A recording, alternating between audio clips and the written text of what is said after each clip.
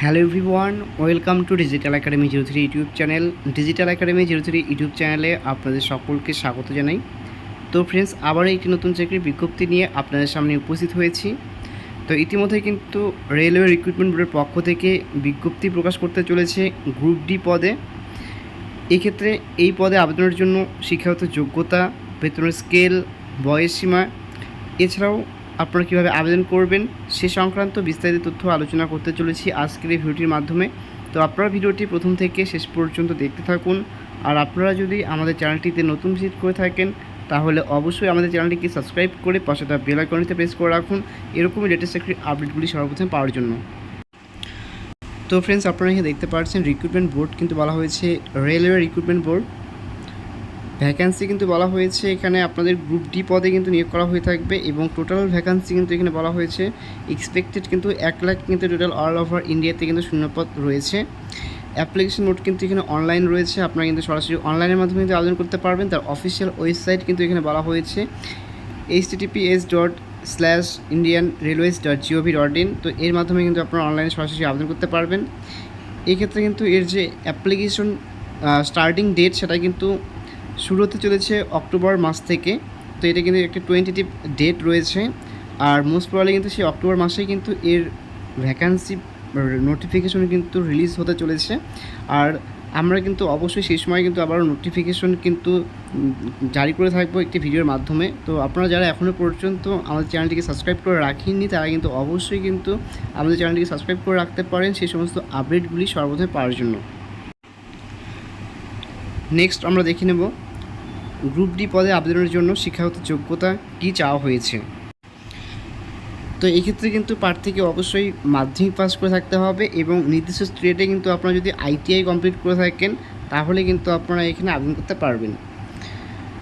এক্ষেত্রে age limit কিন্তু বলা হয়েছে প্রার্থীর এজ কিন্তু হয়ে থাকতে হবে মিনিমাম বলা হয়েছে এখানে 18 থেকে ম্যাক্সিমাম বলা হয়েছে 33 বছরের মধ্যে কিন্তু আপনাদের বয়সসীমা হয়ে থাকতে হবে এবং আপনারা যারা এসসি এসটি ওবিসি ক্যান্ডিডেট রয়েছেন তারা কিন্তু গভর্নমেন্ট রুলস অনুযায়ী বয়সের ক্ষেত্রে নির্দিষ্ট ছাড় পেয়ে থাকবেন।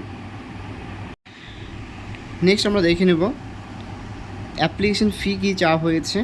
এক্ষেত্রে কিন্তু জেনারেল প্রার্থীর জন্য 500 টাকা ধার্য করা হয়েছে, ওবিসির জন্য কিন্তু 500 টাকা ধার্য করা হয়েছে, এসসি এসটির জন্য 250 টাকা, পিডাব্লিউডির জন্য কিন্তু 250 টাকা কিন্তু এখানে অ্যাপ্লিকেশন ফি হিসেবে কিন্তু ধার্য করা হয়েছে।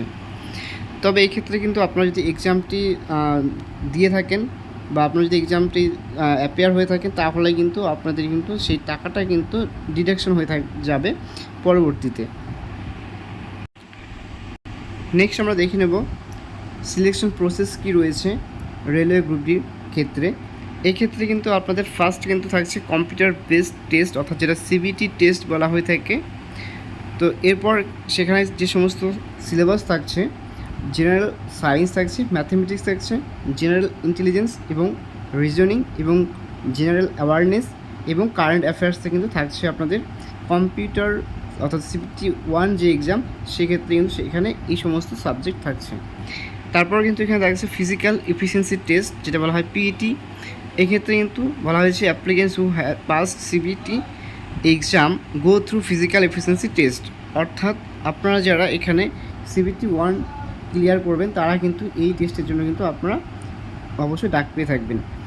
এবং এখানে কিন্তু বলা হয়েছে যে ফিজিক্যাল এফিসিয়েন্সি টেস্ট কিন্তু এখানে তারা কন্ডাক্ট করে থাকবেন।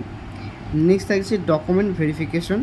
এক্ষেত্রে বলা হয়েছে যে সমস্ত প্রার্থীরা পিইটি কোয়ালিফাই করবে তারা কিন্তু সেই ডকুমেন্ট ভেরিফিকেশনে কিন্তু চান্স পেয়ে থাকবেন।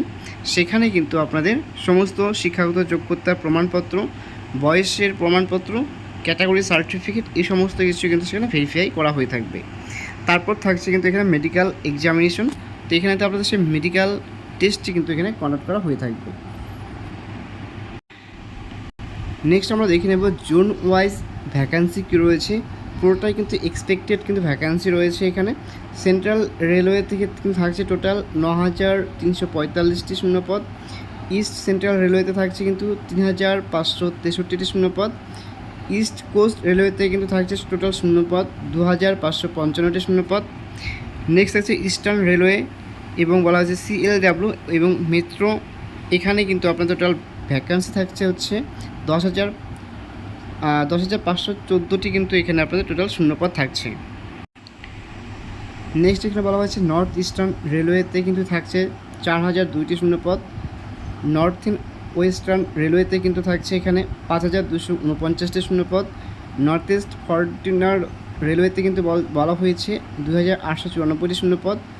নর্থার্ন রেলওয়ে ডিএমএফ এবং আরসিএফ এখানে কিন্তু আপনাদের টোটাল ভ্যাকান্সি থাকছে 13,153টি শূন্যপদ। নেক্সট সাউথ সেন্ট্রাল রেলওয়েতে থাকছে 9,328টি। সাউথ ইস্ট সেন্ট্রাল রেলওয়েতে থাকছে 1,664টি। সাউথ ইস্টার্ন রেলওয়েতে থাকছে 4,914টি। সাউথ ওয়েস্টার্ন রেলওয়েতে থাকছে কিন্তু এখানে 7,166টি এবং ওয়েস্ট সেন্ট্রাল রেলওয়েতে থাকছে 4,019 এবং ওয়েস্টার্ন রেলওয়েতে থাকছে 10,734টি। তো এখানে কিন্তু অ্যাপ্রোচ কিন্তু 1 লাখ কিন্তু শূন্যপদের কথা কিন্তু বলা হয়েছে, কিন্তু এর যে অফিসিয়াল নোটিফিকেশন সেটা কিন্তু এখনও কিন্তু প্রকাশ করা হয়নি। তো এটি কিন্তু অক্টোবর মাস নাগাদ কিন্তু প্রকাশ করা হয়ে থাকবে, এমনটাই কিন্তু আশা করা যাচ্ছে। তো যখনই সেই অফিসিয়াল নোটিফিকেশন রিলিজ করা হয়ে থাকবে তখনই কিন্তু আমরা আবারও একটু নতুন ভিডিওর মাধ্যমে কিন্তু আপনাদের সেই আপডেট কিন্তু দিয়ে থাকবো। এছাড়াও আপনারা চাইলে কিন্তু আমাদের টেলিগ্রাম চ্যানেলে কিন্তু ভিজিট করতে পারেন, সেখানে কিন্তু আপনারা যুক্ত হয়ে থাকলে আপনারা কিন্তু এই সংক্রান্ত আপডেটগুলো কিন্তু সবার আগে কিন্তু আপনারা পেয়ে যেতে পারবেন। তো ফ্রেন্ডস, এই ছিল একটি শর্ট ইনফরমেশন। যদি ভিডিওটি ভালো লেগে থাকে তাহলে অবশ্যই ভিডিওটি লাইক এবং তোমাদের বন্ধু বান্ধবীদের কাছে ভিডিওটি শেয়ার করে পাশে থাকবে। আর ভিডিওটি প্রথম থেকে শেষ পর্যন্ত দেখার জন্য সকলকে জানাই অসংখ্য ধন্যবাদ।